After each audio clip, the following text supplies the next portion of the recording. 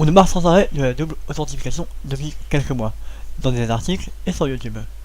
Sauf que le plus souvent, rien ne nous dit en quoi cela consiste, ou alors très brièvement. Aujourd'hui, je vais donc expliquer de quoi il est question.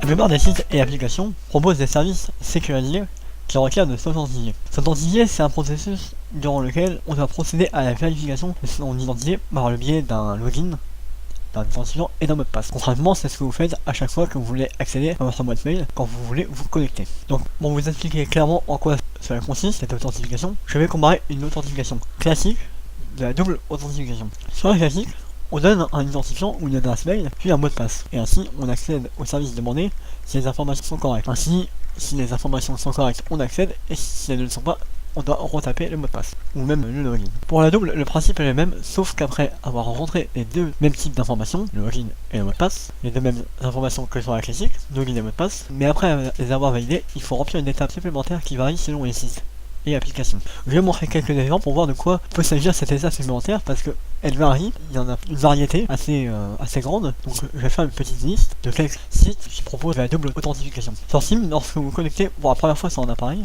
avec vos identifiants, il faut entrer un code supplémentaire. Donc le SteamGuard, comme il l'appelle, vous demande un code envoyé le mail associé à votre pour vous connecter, il faut rentrer ce code supplémentaire, même si vous avez déjà votre login et votre mot de passe. Une fois le code supplémentaire rentré, vous pouvez vous connecter et finaliser votre connexion.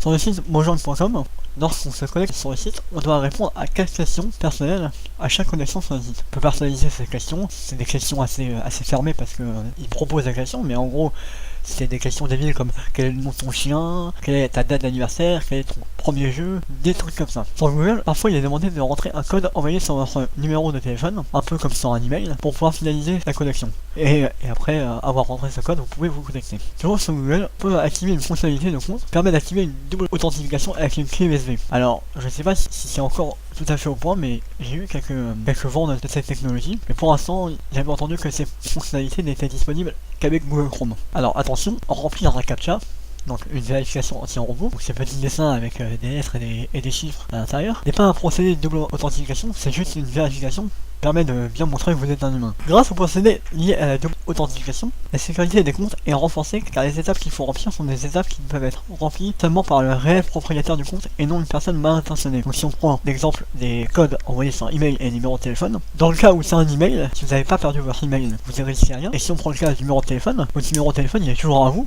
Sauf si on vole votre portable, dans ce cas-là, on peut vous prendre votre compte, même avec cette double authentification.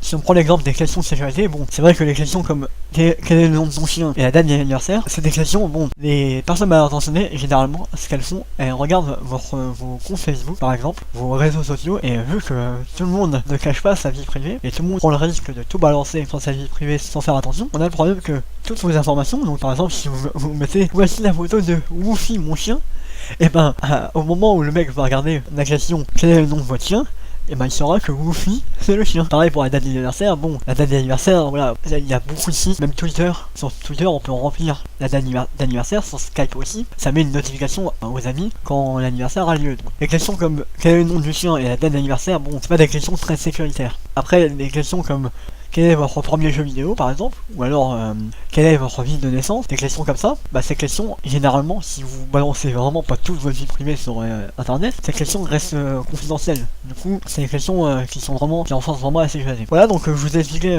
vraiment en quoi ça consistait la double authentification, et ce que ça apporte.